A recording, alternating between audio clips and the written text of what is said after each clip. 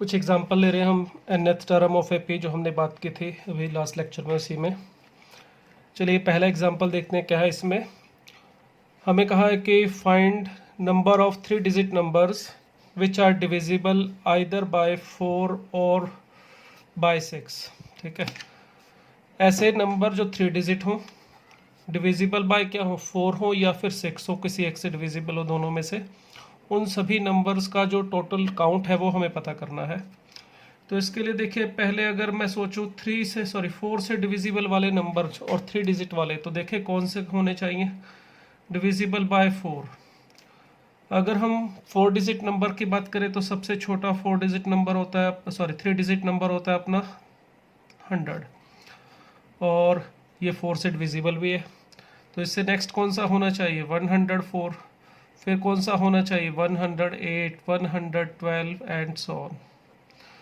तो लास्ट में देखें कौन सा आना चाहिए, 3 डिजिट नंबर जो कि 4 से डिविजिबल हो, तो 1000 तो हो जाएगा हमारा, 4 डिजिट नंबर हो जाएगा। 3 डिजिट में चाहिए तो लास्ट वाला होना चाहिए 996।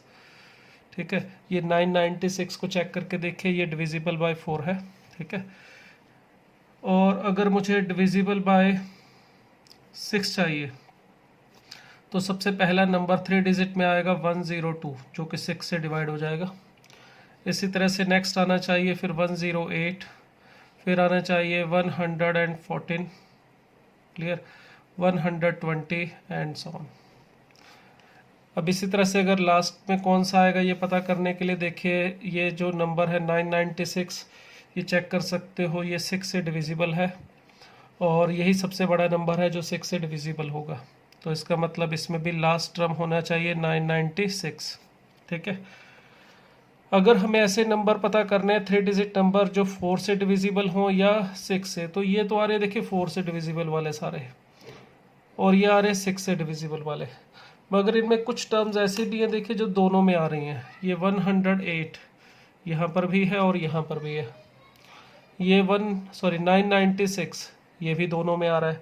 तो इस तरह से कई टर्म्स ऐसे भी होंगी जो दोनों में आएंगी।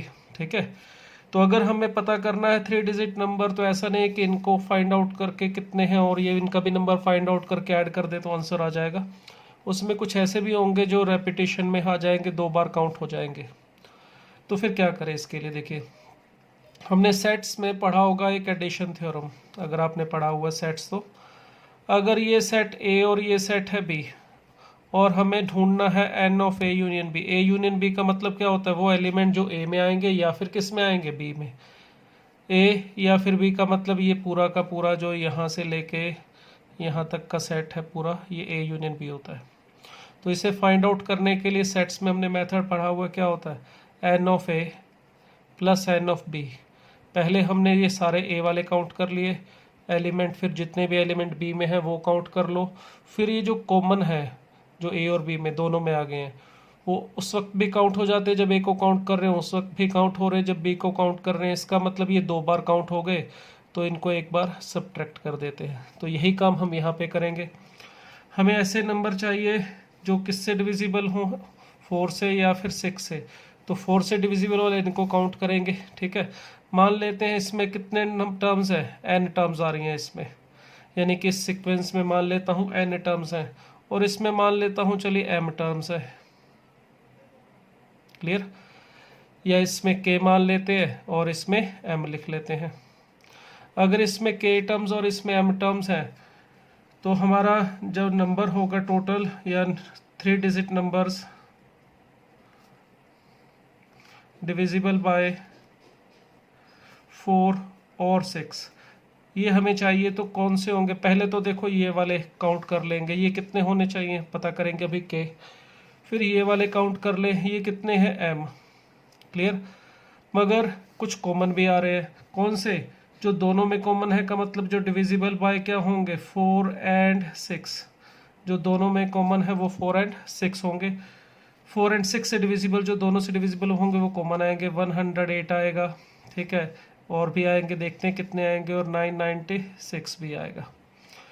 इसी तरह से अगर आप नेक्स्ट वाला देखो तो इसमें भी अपने पास देखिए 116, 120, तो देखिए ये टर्म 120 भी कॉमन आ रही है दोनों में। तो ये जो कॉमन टर्म्स हैं मैं इनको सर्कल करके यहाँ पे लिख रहा हूँ। तो ये टर्म नेक्स्ट आ रही है 120। क्लियर। अब ये जो टर्म्स हैं हमारे पास, ये भी काउंट करें कि कितनी आ रही हैं। सपोज इसका नंबर मान लेता हूँ ये पी नंबर ऑफ टर्म्स है। तो इसका मतलब हमारा फाइनल आंसर क्या होना चाहिए, जो नंबर 3 डिजिट नंबर है 4 या फिर 6 से डिविजिबल है, तो हमारा आंसर आना चाहिए k plus M minus P, इस रूल के हिसाब से। क्लियर। तो चलिए हमें पता करना पड़ेगा k, p और m, इन तीनों की वैल्यू। अगर ये मिल जाती है तो यहाँ पे रख के हमें आंसर मिल जाएगा। अब इसको ढूंढने के लिए देखिए, पहले इस सीरीज़ की बात करो। अगर इस सीरीज़ में कितनी टर्म है ये पता करने के लिए, ये जो टर्म है इसकी, ये है kth टर्म। ठीक है, हमने माना है कि सीक्वेंस में k टर्म्स हैं, तो इसका मतलब इस सीक्वेंस की जो kth टर्म है वो है 996, और इस सीक्वेंस की जो फर्स्ट टर्म है a वो है 100। तो फार्मूला लगाए n टर्म का a plus k minus 1 into D की वैल्यू है इसमें 4। तो इसको सॉल्व करें अगर हम, तो देखिए हमें यहाँ पे मिल जाएगा, ये जो 4k आएगा यहाँ पे, मैं उसे एक तरफ कर लेता हूँ, और ये माइनस का 4 प्लस का 100 दैट इज़ 96 मिलेगा, जो कि उधर जाके माइनस करने पर हमें 900 दे देगा। इट मीन्स k की वैल्यू यहाँ से हमें मिल जाएगी कितनी, अगर 4 को यहाँ पे ला के डिवाइड कर दें 2, अगेन यहाँ पे हमें मिलेगा 2 और 5, 225। देखिए k की वैल्यू आ रही है 225, यानी फर्स्ट वाले सीक्वेंस जो है हमारे पास, फर्स्ट वाली जो AP है उसमें 225 नंबर ऑफ टर्म्स है। क्लियर। इसी तरह से अब ज़रा सेकंड वाले सीक्वेंस में देख लेते हैं। इसमें हमने अगर m टर्म्स माना है, तो अब सेकंड वाले सीक्वेंस की बात करो, इसमें अगर m टर्म्स हैं तो इसकी mth टर्म है 996। अब चाहो तो इसकी टर्म को t की बजाय t डैश से लिख लेते हैं। ठीक है, तो t डैश होना चाहिए a डैश यानी कि 102 plus m minus 1 into D हमारे पास इस सीक्वेंस का कॉमन डिफरेंस देखिए वो है 6। क्लियर। अब इसको सिंप्लीफाई करते हैं, तो इसको सिंप्लीफाई करेंगे तो 6m यहाँ पे मिलेगा, ये -6 और प्लस 100, माइनस का 6 और प्लस का 102, वही 96 उधर जाके माइनस होगा तो ये भी 900 मिलेगा। तो इट मीन्स m की वैल्यू अगर हम यहाँ पे डिवाइड कर दें तो हमें मिल जाएगी 150। तो इसका मतलब वो सेकंड वाली जो सीरीज़ है जो डिविजिबल बाय क्या था 6, इसमें कितनी टर्म्स आ रही हैं 150 टर्म्स। अब थर्ड वाले सीक्वेंस को लेते हैं जिसमें कॉमन टर्म, जो दोनों के अंदर कॉमन टर्म थी उसको देखा। ये देखिए ये वाली जो टर्म्स हैं ये भी क्या बन रही है, एक AP ही बन रही है। ये AP कैसे बनेगी उसके लिए आपको एक छोटा सा रूल बता दूं, जो आपको पता भी होगा, शायद नहीं पता है तो आप रख सकते हैं। अगर कोई दो नंबर हैं A और B इंटीजर्स, क्लियर, अगर हमें कोई ऐसा नंबर मिल जाए x जो A और B दोनों को डिवाइड करता है, या ऐसा समझ लीजिए एस x अगर divisible by, if x is divisible by A and B both, अगर कोई नंबर हमारा x A और B दोनों से डिविजिबल है तो इसका मतलब हम कह सकते हैं x is divisible by LCM of A and B। Clear. तो अगर कोई नंबर x A और B दोनों से डिविजिबल है तो x किससे डिविजिबल होगा, उनके एलसीएम से, या रिवर्स भी चल सकते हैं। अगर x A और B के एलसीएम से डिविजिबल है तो x A और B दोनों से डिविजिबल होगा। तो यहाँ पर देखेंगे ये जो थर्ड वाली सीक्वेंस है, इस वाले में हमें वो नंबर लेने हैं जो 4 और 6 दोनों से डिविजिबल हो। तो वही कहानी, A का मतलब आप 4 समझ सकते हैं और B का मतलब 6। तो अगर कोई नंबर 4 और 6 दोनों से डिविजिबल होगा तो वो इन दोनों का एलसीएम यानी कि 4 और 6 का LCM which is equal to 12 से डिविजिबल होगा। या इसे बोल सकते हैं अगर कोई नंबर 12 से डिविजिबल है तो वो 4 और 6 दोनों से ही डिविजिबल होगा। तो अब देख सकते हैं ये जो सेकंड वाली सीरीज़ है हमारे पास, इसके अंदर जो टर्म्स आएंगी वो आएंगी जो 12 से डिविजिबल है। 108, फिर 120, फिर आप नेक्स्ट वाला भी देखना चाहें तो 132 आएगा। तो ये जो सीक्वेंस है हमारे पास ये भी AP बनेगी, जिसका कॉमन डिफरेंस कितना होगा 12। क्लियर। अब अगर इस थर्ड वाले सीक्वेंस की हम नंबर ऑफ टर्म की बात करें तो हमने कहा कि इसमें p टर्म्स है, p नंबर ऑफ टर्म्स है इसमें, तो इसको टी पी डबल डैश लिखते हैं। डैश का मतलब इस सीरीज का टर्म को हमने टी से लिखा, इसके टर्म को टी डैश से और इस थर्ड वाले को टी डबल डैश से लिख लेते हैं। अब इसमें जो टर्म का नंबर है हमारे पास वो है 99, पीएथ टर्म जो है हमारे पास वो है 996। तो रूल के अकॉर्डिंग ये भी किसके इक्वल होना चाहिए, ए 108 plus P minus 1 into D. अब इसमें डी कितना है अपना 12। अब इसको अगर सॉल्व करेंगे हम तो यहाँ से देखिए हमें क्या मिलेगा, 12p इज इक्वल टू, फिर वहीं पर भी 108 प्लस के और माइनस के 12 दैट इज 96 मिलेंगे, सब्ट्रैक्ट करने पर 90। तो इसका वैल्यू जो है डिवाइड करने पर हमें कितना मिलेगा, p इज इक्वल टू 900/12। तो ये आ जाएगा अपने पास 900/12 करेंगे तो अपने को मिल जाएगा यहाँ पर 12 5 60 7 एंड 5 75। तो इसका मतलब जो हमारे पास इस सेकंड व थर्ड वाली सीक्वेंस है इसके अंदर जो नंबर ऑफ टर्म्स है वो होनी चाहिए 75। तो अगर हम चाहते हैं ऐसे नंबर 3 डिजिट की जो 4 या फिर 6 किसी एक से डिविजिबल हो तो हमारा आंसर क्या होना चाहिए, k that is 225 plus 150 minus 75। तो इसको सॉल्व करके देखिए इसकी जो वैल्यू आएगी 225 माइनस 75 करूँगा तो 150 plus 150 which is equal to 300। तो ऐसे नंबर जो कि 3 डिजिट है 4 या फिर 6 किसी एक से डिविजिबल है उनका टोटल काउंट अगर हम देखें तो हमें कितना मिल रहा है 300। क्लियर? तो उम्मीद है क्लियर हो गया होगा ये। चलते हैं नेक्स्ट पे। नेक्स्ट में हमें दिया हुआ है अगर ये दो एपीज हैं हमारे पास जिसके अंदर पहले सीक्वेंस है 2 5 8, इसी तरह से इसमें बोला हुआ है 50 टर्म्स है, और दूसरी सीक्वेंस है 3 5 7 9 एंड सो ऑन, इसके अंदर है 60 टर्म्स। 2 5 8 इसके अंदर देखिए हमारे पास जो सीक्वेंस है कॉमन डिफरेंस दे रखा है 3, ठीक है, और इसमें नंबर ऑफ टर्म्स हैं 50 लास्ट टर्म नहीं है, 50 नंबर ऑफ टर्म्स हैं इसमें। क्लियर? इस सीक्वेंस के लिए a की वैल्यू है 2। अब दूसरी सीक्वेंस जो हमें दे रखी है 3 5 7 9 इस तरह से, इसमें नंबर ऑफ टर्म दे रखी है 60। इसमें a इसको चलो कैपिटल A लिख लेता हूँ और कॉमन डिफरेंस कैपिटल D से डिनोट कर लेते हैं जो है 2। अब हमें कहा क्या गया, find the number of common term. तो इसमें कॉमन टर्म हमें पता करनी है कितनी होंगी। तो कॉमन टर्म पता कैसे करेंगे, देखिए अगर हमने नंबर ऑफ कॉमन टर्म इसमें पता करनी है उसके लिए दो रूल है अपने पास। पहला रूल देखिए क्या है, मेथड ये पहला, दूसरा भी मेथड है उसमें एक रूल काम करेगा जो हम बात करेंगे अभी। अगर ये दो सीक्वेंस है हमारे पास, फर्स्ट वाली सीक्वेंस में मान लेता हूँ कि इसकी nth टर्म और इस वाले सीक्वेंस की उसको टी एन डैश लिख लेते हैं, इसकी nth टर्म और इसकी mth टर्म मान लेता हूँ कि इक्वल है। m और n की किसी पर्टिकुलर वैल्यू के लिए, जैसे इसमें इसकी सेकंड टर्म और इसकी सेकंड टर्म इक्वल है, उसके बाद हो सकता है इसमें जैसे 11 है, यहाँ पे इसकी थर्ड टर्म है और इसकी फिफ्थ टर्म है वो इक्वल है।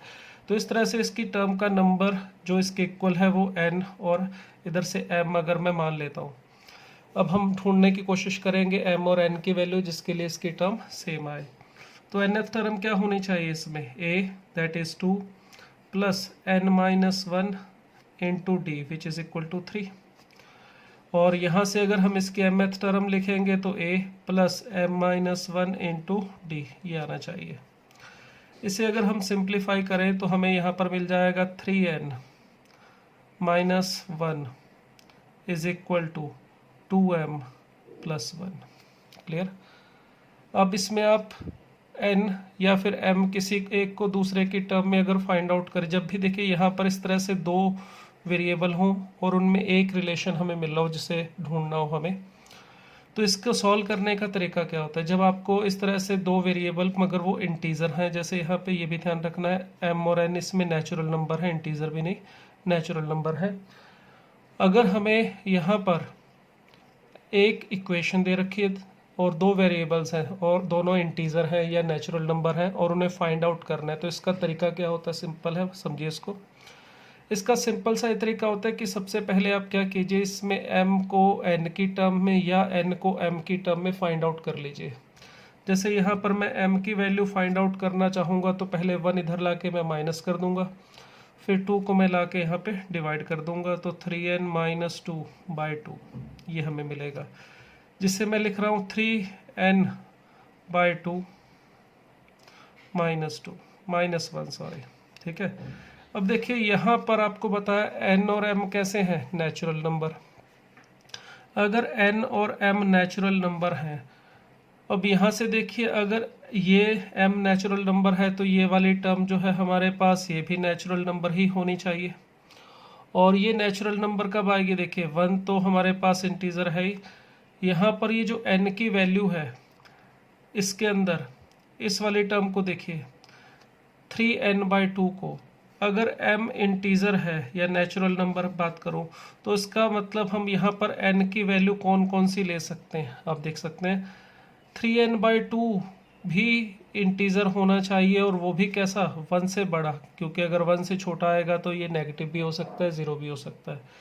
तो ये हमारे पास इंटीजर आना चाहिए और दूसरी बात इंटीजर में भी कैसा आना चाहिए? 1 से बड़ा आना चाहिए। तो अब उसके हिसाब से ये वाली वैल्यू देखोगे कब इंटीजर बनेगी? जब n जो है हमारा वो कैसा होना चाहिए? Multiple of 2। n होना चाहिए हमारा मल्टीपल ऑफ 2, क्योंकि अगर n मल्टीपल ऑफ 2 यानी कि इवन होगा तभी ये कैंसिल करने पर इंटीजर मिलेगा, अदरवाइज नहीं मिलेगा। तो n की वैल्यू देखिए 2 रखने पर यहाँ पर n की वैल्यू अगर मैं 2 लेता हूँ तो मुझे यहाँ पर ये वाली वैल्यू 3 मिलेगी और जिससे m की वैल्यू भी 2 मिल जाएगी। क्लियर? इसी तरह से अगर मैं n की वैल्यू यहाँ पे 4 रखता हूँ तो n की वैल्यू 4 रखने पर यहाँ पर मुझे मिलेगा कितना? 4, 2 से कैंसिल करके यहाँ मिलेगा 5। इसी तरह से n की वैल्यू मैं 6 रख सकता हूँ, 6 रखने पर यहाँ पर मिलेगा मुझे कितना? 8। तो इस तरह से मैं कहाँ तक जा सकता हूँ ये भी सोचना पड़ेगा। n हमने इस सीक्वेंस की टर्म ली थी और इसमें जो नंबर ऑफ टर्म्स है वो कितनी है? 50, ठीक है। तो जो हमारा n है उसकी वैल्यू भी ध्यान रखनी है कि मैक्सिमम कहाँ तक जा सकती है? 50 तक। तो इसका मतलब आप n को मैक्सिमम अगर 50 तक लेके जाएंगे तो उस केस में यहाँ पर हमारे पास वैसे m की वैल्यू फाइंड आउट करनी है, मिल जाएगी यहाँ पे 74 आ जाएगी। मगर नंबर ऑफ टर्म्स देखेंगे तो यहाँ पे देखिए n की वैल्यू 2, 4, 6, 8 अप टू 50 तक जा रही है। इसका मतलब नंबर ऑफ कॉमन टर्म्स ये हमें मिलेंगे 25। क्लियर? तो नंबर ऑफ कॉमन टर्म जो है वो इसमें 25 आ जाएंगी। और कौन कौन सी टर्म कॉमन होगी वो भी यहाँ से पता चल रहा है। फर्स्ट सीक्वेंस की सेकंड और सेकंड वाले की भी सेकंड टर्म इक्वल होगी, फर्स्ट की फोर्थ और सेकंड की फिफ्थ टर्म इक्वल होगी। ये देखिए यहाँ पे इसकी फोर्थ टर्म 11 और इसकी फिफ्थ टर्म 11 है, कॉमन है। इसी तरह से इसकी 6 टर्म देखेंगे और इस वाले की 8 टर्म वो भी सेम होगी। अगर इसमें यहाँ पे भी देखिए ये 74 आ रहा है, ये भी ध्यान रखना पड़ेगा कि अगर यहाँ पे 74 आ गई, ये तो 50 था, ये तो सही है। इसका मतलब ये हमने अगर सिर्फ इसको ध्यान दिया तो ये आंसर देखिए 25 गलत हो गया। हमने सिर्फ n की तरफ ध्यान दिया कि n की वैल्यू यहाँ से ले रहे थे तो 50 n की, ठीक है, अच्छी बात थी। मगर एक प्रॉब्लम यहाँ पर भी आ गई। अगर n की वैल्यू 50 ले रहे हैं तो m की वैल्यू 70 आ रही है, मगर हमें पता है m जो हमारा है वो भी किससे छोटा होना चाहिए? 60 से, क्योंकि सेकंड वाली सीक्वेंस में कितनी टर्म है? 60। तो अगर देखिए हमने इस बात को ध्यान नहीं दिया तो ये हमारा आंसर गलत हो गया। तो इसका मतलब ये भी ध्यान रखना पड़ेगा कि ये जो वैल्यू है हमारे पास 3n बाई 2 माइनस 1 ये m की वैल्यू है, ये 60 से कम होनी चाहिए। इसके अकॉर्डिंग अगर आप देखोगे तो n is less than equal to, यहाँ से 61 आ जाएगा और बाय मल्टीप्लाई बाय 2 करूँगा तो 122 बाय 3। इसको अगर हम डिवाइड करें तो ये आ जाएगा 40 एंड 2 बाई 3। क्लियर?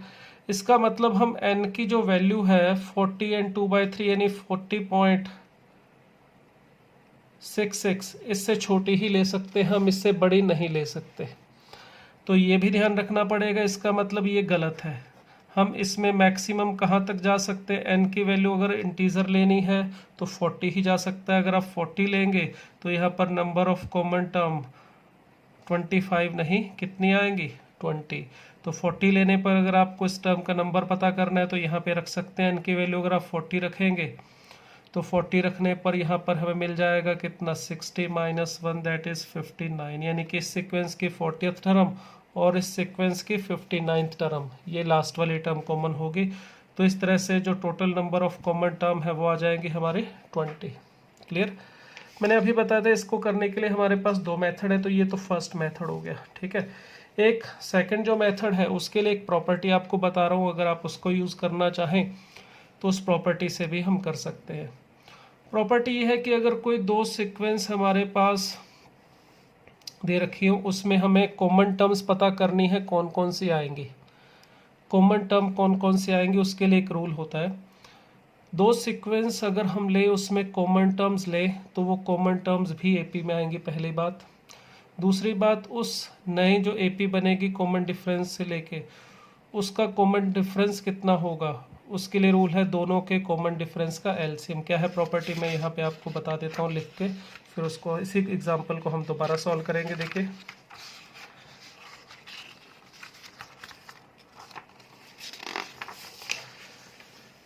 प्रॉपर्टी कहती है कि common terms of two APs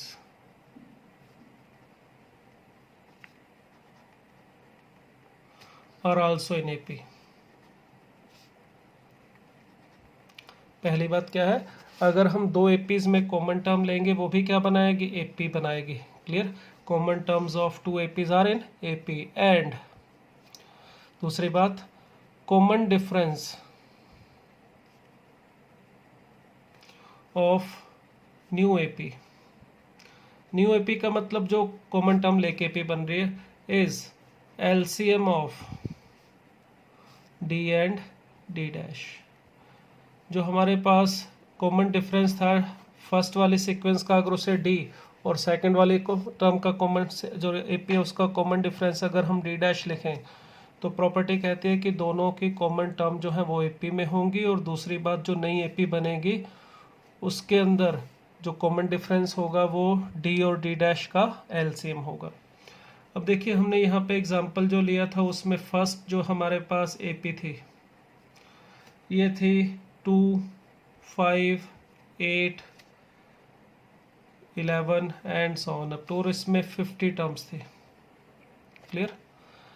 और इसमें ए जो था हमारा 2 और कॉमन डिफरेंस था 3। अगर हम सेकंड एपी को देखें तो सेकंड एपी में हमारे पास फर्स्ट टर्म थी 3, फिर था 5, फिर 7 और देन हमारे पास 9, इस तरह से एपी थी और इसमें हमारे पास 60 टर्म्स थी। क्लियर। इस सीक्वेंस के अंदर जो फर्स्ट टर्म है वो 3 था, कॉमन डिफरेंस उसको डी से लिख लो या इसको ए डैश से लिख देते हैं और इसको डी डैश से लिख लेता हूँ मैं, और ये है हमारे पास 2। अब अगर हम दोनों में कॉमन टर्म लें, कॉमन टर्म्स, तो देखिए पहले कॉमन टर्म इसमें 5 आ रही है। क्लियर।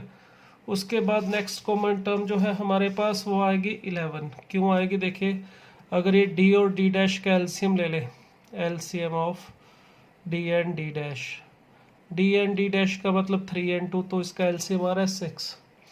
तो 6 इस कॉमन जो नए वाली एपी है इसका कॉमन डिफरेंस होगा 5, 11, 17, 23 एंड सो ऑन। ठीक है, ये हमारे पास कॉमन टर्म्स होंगे, देख सकते हो ये 5 कॉमन टर्म है दोनों में। ठीक है, उसके बाद नेक्स्ट टर्म 11 आएगी यहाँ पे, ये भी कॉमन होगी। देखिए इसी तरह से आप चेक कर सकते हैं कॉमन टर्म ढूंढ के, वो 5, 7, 11, 23 इस तरह से आएगी। और हमें इस सीक्वेंस में कितनी टर्म आएंगी ये पता करना है। ठीक है, अब वो कैसे पता करेंगे, देखिए इस सीक्वेंस में नंबर ऑफ टर्म पता करने के लिए एक बात तो श्योर है कि इसके अंदर जो टर्म आएंगी इनमें कॉमन आएंगी। अगर मैं इसकी सबसे बड़ी टर्म पता कर लूँ, कौन सी टर्म, 50th टर्म, इस केस में 50th टर्म जो आएगी हमारे पास वो आनी चाहिए ए प्लस n-1 यानी 49 into D, D is 3। Clear. तो अगर इसकी 50 टर्म देखें तो 49 इंटू 3 दैट इज कितना हो जाएगा हमारा 147 प्लस 2 151। 151 इसकी लास्ट टर्म होगी। क्लियर। इसी तरह से इस वाले सीक्वेंस में है 60 टर्म, और इस वाले की अगर मैं लास्ट टर्म यानी 16 टर्म पता करूँ तो a plus n minus 1 that is 59 into D हमारे पास 2 है इस केस में। तो यहाँ से अगर मैं इसकी वैल्यू पता करूँ तो ये हमें मिल जाएगा कितना 118 और प्लस 3 121। ठीक है। अब देखिए अगर हमें इसमें से कॉमन टर्म लेनी है तो जो भी इसकी लास्ट टर्म आएगी, मुझे नहीं पता कितनी होगी, वो इन दोनों में से जो छोटी है उससे ज़्यादा तो नहीं हो सकती ना। तो इसका मतलब अगर मैं इसमें मान लेता हूँ k टर्म्स है, तो इस सीक्वेंस की अगर kth टर्म लिखी जाए जो होनी चाहिए a plus k minus 1 into D इस केस में 6 है, और वो मैक्सिमम कितनी हो सकती है 121। उसके इक्वल भी हो सकती है, उससे छोटे भी हो सकती है। तो अगर इसका यूज़ करके अगर मैं k की वैल्यू पता करूँ इस सीक्वेंस में कॉमन जो टर्म्स है हमारे पास कितनी होंगी इस k की वैल्यू का मतलब इसमें सीक्वेंस में जो कॉमन टर्म्स वाली सीक्वेंस है इसमें कितनी टर्म होंगी फाइंड आउट करने के लिए यहाँ से देखिए 6k मिलेगा, माइनस 6 n प्लस 1 उधर जाके 122 मिल जाएगा हमें। तो यहाँ से k की वैल्यू जो हमें मिल रही है लेस देन इक्वल टू कितना आ जाएगा 20 पॉइंट समथिंग आ रहा है, 20.33 ऐसा कुछ मिल रहा है। ठीक है। तो ये जो वैल्यू है हमारे पास k की वो 20.33 से छोटी हो सकती है, मगर k इंटीजर है, k नेचुरल नंबर है, पॉजिटिव इंटीजर है, तो k की वैल्यू मैक्सिमम कितनी हो सकती है, मैक्सिमम वैल्यू ऑफ k हो जाएगा 20। मैक्सिमम वैल्यू ऑफ k यानी कि इस सीरीज़ के अंदर जो मैक्सिमम टर्म्स आएंगी या सारी टर्म्स आएंगी उसकी वैल्यू होगी 20। तो इसका मतलब इस सीक्वेंस में कॉमन टर्म्स वाली जो सीक्वेंस है इसमें 20 टर्म्स होंगी, यानी दोनों सीक्वेंस में 20 टर्म्स कॉमन हो जाएंगी। तो इस तरह से हम इस एग्जाम्पल को दो तरह से कर सकते हैं। ठीक है।